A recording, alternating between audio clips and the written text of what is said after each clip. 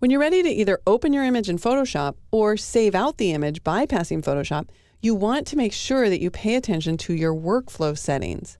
So let's click on this hyperlink to see what those workflow settings are. The first thing that you can change is your working space. This is a little bit of an oversimplification, but I would recommend that if you're going to go into Photoshop, that you definitely want to set your working space to Adobe RGB. If, for example, you had 100 images that you were going to save for the web, or 100 images you were going to pass to a lab in order to have printed, then you might want to change these workflow options to sRGB. For now, I'll go ahead and leave this at Adobe RGB. If you are going into Photoshop and you're going to make additional changes like layers or masking or adjustment layers, I would highly recommend that you take the image into Photoshop as 16 bits per channel if you've started with a RAW file. Right now, with the exercise file, we're starting with a JPEG file, and JPEG files can only be 8-bit.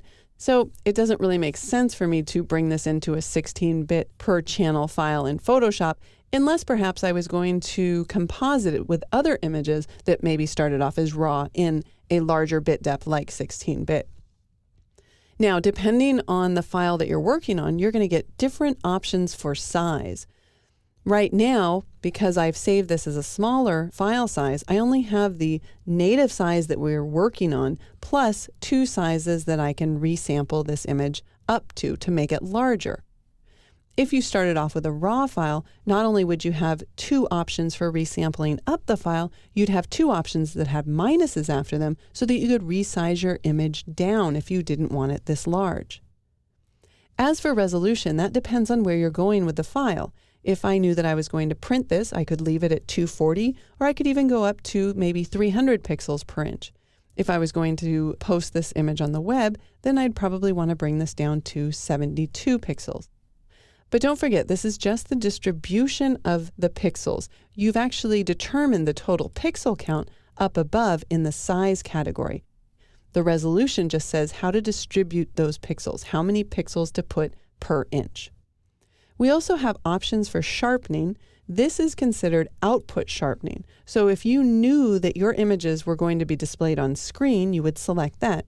If you knew you were going to print to glossy paper or matte paper, you would choose one of those options. And then you can kind of dial in whether you want a low, standard, or high amount of sharpening. If you're not sure where the image is going, or if you're going to refine it further in Photoshop, I would suggest that you leave this set to none, because you don't want to sharpen for a specific output device and then make a bunch of changes or corrections in Photoshop, because you might be amplifying that sharpening. Finally, we have the option to open into Photoshop as a smart object. That's a little more advanced. We'll get into that in later tutorials, so for now we'll just leave that unchecked. We'll go ahead and click OK.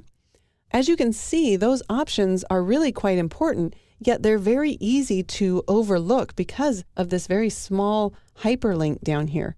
To create the correct file for your workflow, be sure that you check these workflow settings before using the Save option or before opening your files into Photoshop.